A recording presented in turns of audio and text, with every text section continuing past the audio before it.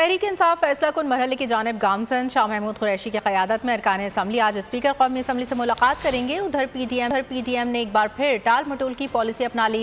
इस्तीफों पर ताख़ीरी हरबे इस्तेमाल करने की तैयारियां। स्पीकर राजा परवेज़ अशरफ कहते हैं इकट्ठे आने की ज़रूरत नहीं, हर मेंबर अलग अलग आए, इस्तीफ़ा लिखे फिर तस्दीक करूँगा। पॉलिसी बड़ी वाज़ेह है। असेंबली हॉल में तो फिर डोगर साहब को मैंने खुद फ़ोन किया, उनसे मैंने पूछा कि मैं तो पहुंच गया हूँ, आपका क्या प्रोग्राम है। उन्होंने मुझे कहा था कि हम चंद लोग आपसे मिलने आना चाहते हैं एक वफद की सूरत में, और वो इस्तीफ़ों के बारे में कोई बात करना चाहते हैं।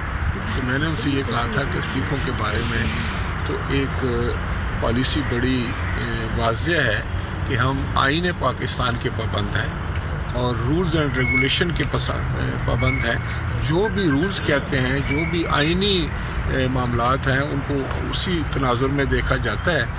तो वो तो मैं समझता हूँ कि उसके लिए इकट्ठे आने की ज़रूरत नहीं है। स्पीकर को अगर सेटिस्फाई करना है, उसको मुतमईन करना है कि ये इस्तीफ़ा आपने वॉलंटरी दिया है, तो फिर एक एक कर को आना होता है। और अगर आपको हमारी ये वीडियो पसंद आई है तो लाइक पर क्लिक कीजिए।